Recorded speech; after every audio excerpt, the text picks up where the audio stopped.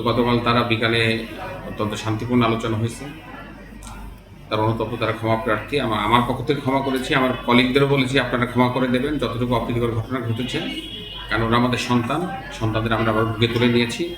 মঙ্গলবার থেকে পূর্ণোদ্যমে ক্লাস চলবে এবং আমাদের ছেলেমেয়েরা ইনশাল্লাহ তাদের ভুল বুঝতে পেরেছে এবং ক্লাসে ফিরে আসবে দ্রুত।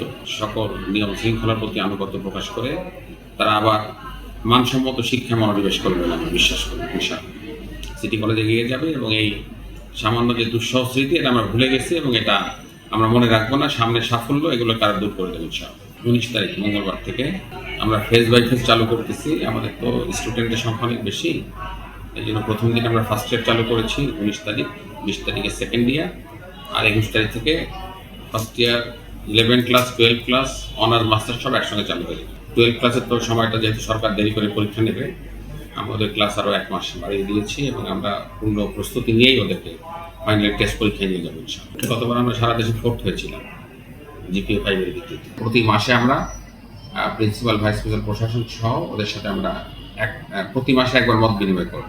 ওদের কি সুযোগ সুবিধা, কি চাওয়া পাওয়া, দাবি দেওয়া নিয়ে কথা হবে।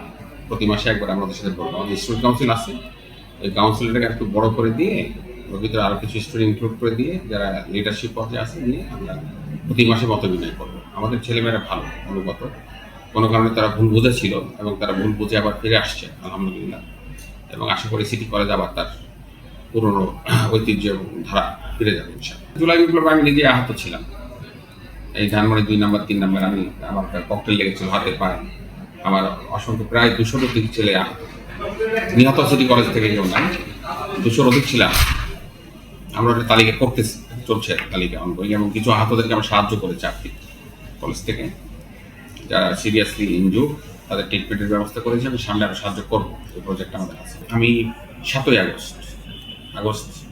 আগস্ট পরিবর্তনের প্রেক্ষাপটে ভারপ্রাপ্ত অধ্যক্ষ হিসেবে দায়িত্ব। বোর্ড থেকে না, এটা জাতীয় বিশ্ববিদ্যালয়ের অধীনে মাননীয় ভিসি মনোনয়ন দিয়েছেন, ঢাকা বিশ্ববিদ্যালয়ের স্বনামধন্য অধ্যাপক, দেশবর্ণ শিক্ষাবিদ এবং এখন উন্মুক্ত বিশ্ববিদ্যালয়ের VC professor doctor A B M Obaidul Islam, উনি আমাদের জিপি চেয়ারম্যান।